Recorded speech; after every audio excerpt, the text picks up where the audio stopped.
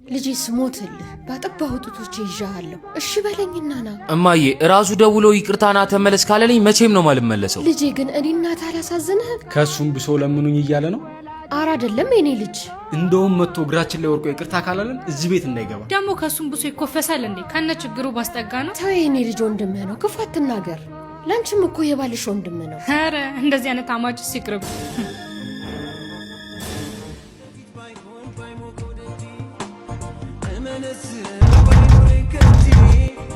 ማን ነው? በእናትህ የኔ ልጅ ልጄ ባክህን። እማዬ ምንም እንዳትይ። ልጄ ሞት ሬሳዬን ረግጠህ እንደገባህ ነው የምቆጥረው። እማዬ ትላንትና ብቻ ምን እንዳደረጉኝ ታውቂያለሽ አይደል? ዮኒ ካላስቸገርኩ ምግብ ታቀርብልኛል? እሺ ዮናስ እስኪ ጃኬት ታምጣልኝ ግባና። እሺ ዮኒ ዞር ዞር ብለህ ትመጣለህ። ከባሌ ጋር ጊዜ እናሳልፍ ነበር።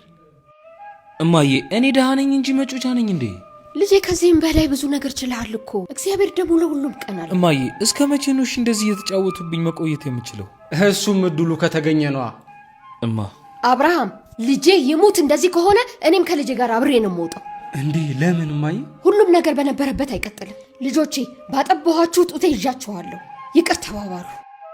ይቅርታ ዮናስ። በጉብዝናችሁ ወራት ፈጣሪያችሁን አስቡ። ከቻላችሁ ደግሞ አስራት በኩራት እየሰጣችሁ ከፈጣሪያችሁ በረከትን ተቀበሉ። ልጆች የቅዱስ ሚካኤል ወዳጆች የሆናችሁ ቅዱስ ሚካኤል ቤታችሁን ሕይወታችሁን በረድኤት በበረከቱ የጎበኘላችሁ የሞላላችሁ አስራት በኩራታችሁን በማውጣት በሙታን ሳማር ቅዱስ ሚካኤል አንድነት ገዳም የሚገኙ ገዳማውያን ካሉባቸው ችግሮች ፋታ እንዲያገኙ የሚያስችሉ ስራዎች እየተሰሩ ነውና የተቻለን ድጋፍ እናድርግ። ለማገዝ በንግድ ባንክ 1044 2598 391 አቢሲኒያ 141 09 444